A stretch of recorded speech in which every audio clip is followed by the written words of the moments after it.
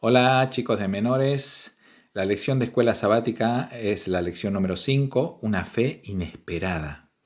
Bueno, esto se trata aquí en San Lucas capítulo 7 y la historia nos dice Jesús sana al siervo de un centurión. Bueno, esta es una historia muy conocida. Jesús había llegado a Capernaum y había justamente un centurión. Un centurión era un soldado romano que estaba a cargo de soldados. Y este era como decir un capitán. Pero en esa época los siervos eran de poco valor, pero sin embargo este era un capitán diferente, que amaba a sus siervos, de tal manera que cuando oyó hablar de Jesús, mandó a los ancianos que intercedieran por él, ¿no?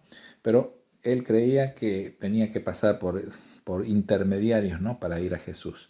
Sin embargo, Jesús demostró de que no es de esa manera, sino que cuando Jesús iba a sanar al siervo, fíjense de que el mismo capitán se presentó y le dijo que no era necesario que entrara, que no era digno él de recibir a Jesús en su casa. ¿Y por qué? Porque él se sentía indigno, ¿no? Y todos los seres humanos realmente deberíamos sentirnos en la misma condición que este centurión. En fin, Jesús habló con él y él le dijo el por qué. Él le dijo, solo manda la orden y porque yo soy un hombre así como le mando a mi siervo y me obedece.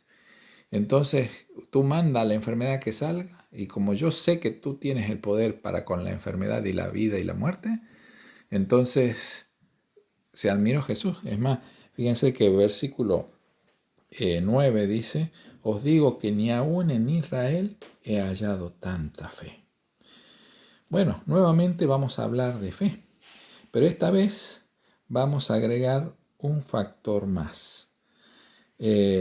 Vamos a ver, Gabrielita, que nos va a ayudar. Vamos a ir a la Biblia y vamos a leer el libro de Santiago, capítulo 2, versículo 14. Hermanos míos, ¿de qué aprovechará si alguno dice que tiene fe y no tiene obras?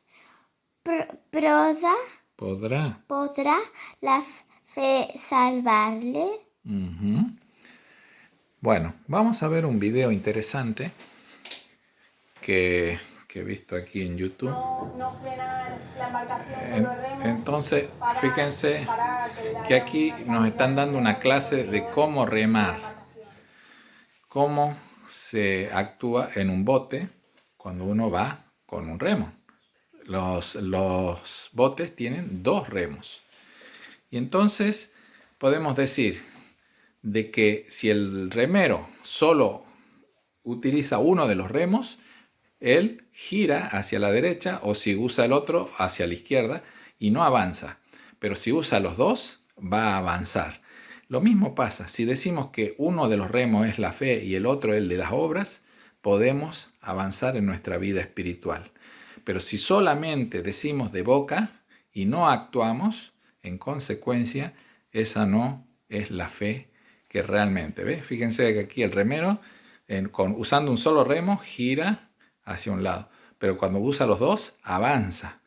Es muy gráfico, pero es la vida espiritual que debemos tener todos los cristianos. Y este hombre era un hombre de acción, este centurión. Y él entonces encontró realmente una fe verdadera. Bueno, muy bien, vamos a dejar los remos por ahí y vamos a ir a un experimento.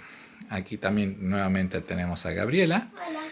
Y esta noche, vamos a hacer un experimento. ¿Ustedes vieron que un globo se infle solo? Los globos generalmente tenemos que soplar para que se infle, ¿no es cierto? Pero un globo que se infle solo, muy difícil. Pero bueno, vamos a ver este globito que Gabriela le ha puesto ahí un polvito.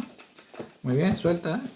Y fíjense que el globo se infla solo.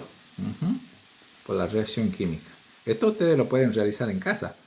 Esto es vinagre y un poco de bicarbonato.